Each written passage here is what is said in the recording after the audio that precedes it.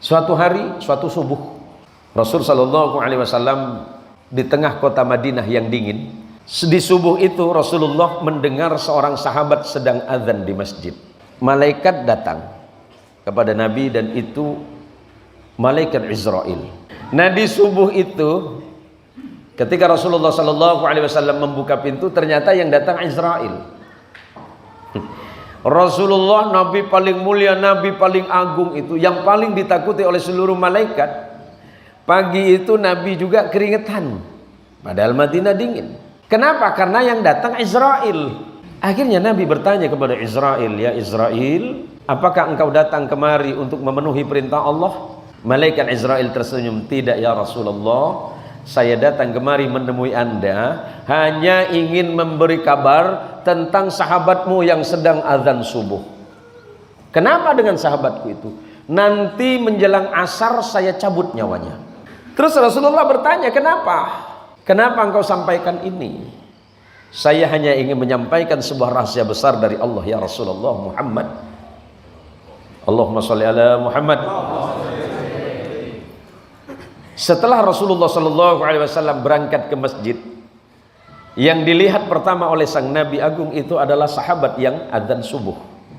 Rasulullah dalam hatinya yang lembut. Hati Rasulullah Shallallahu Alaihi Wasallam itu lembutnya luar biasa, Pak. Nabi itu jangankan cuma dimarahin orang, dicaci maki Nabi tersenyum, diancam Nabi tersenyum, diancam bunuh Nabi tersenyum.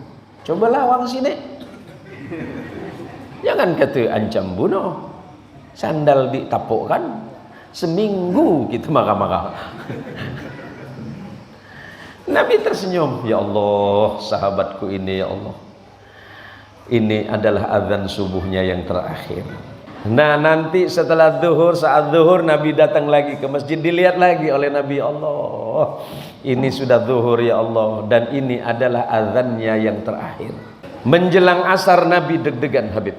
Nabi deg-degan menunggu kabar apakah sahabat ini sesuai apa yang diceritakan oleh Israel. Deg-degan Nabi. Yang diceritakan sahabat itu, tapi yang deg-degan Nabi. Ada apa ini, kata Nabi Sallallahu Alaihi Wasallam. Tapi ternyata ketakutan dan kekhawatiran Nabi serta kabar yang disampaikan oleh Israel itu tidak terbukti. Ternyata asar sahabat ini azan lagi. Nampaknya banyak yang tak mau jadi tukang azan ini. Termasuk Bang Andi ini. Akhirnya Rasulullah tersenyum dalam hatinya, ya Allah, Israel ini ngasih kabar nakutin, kata Nabi. Saya kok deg-degan ini, tapi alhamdulillah tidak terbukti. Selepas sholat asar kemudian Rasulullah tersenyum, dan kemudian Israel menghadap kepada Nabi. Nabi bertanya kepada Israel, ya Israel, bagaimana ceritamu tadi subuh itu? Kok tidak terbukti, kata Nabi. Begini ya Rasulullah, sebenarnya pada saat itu memang Allah memerintahkan kepadaku untuk menyampaikan kabar ini kepadamu.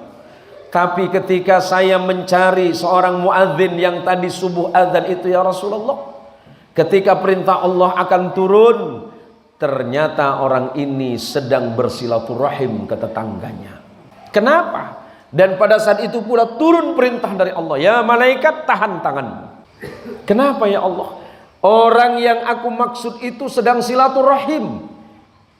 Maka sekarang kata Allah, aku bisa merubah keputusan itu. Angkat keinginanmu, dan aku panjangkan usia orang itu, aku tambah keberkahannya 83 tahun lagi.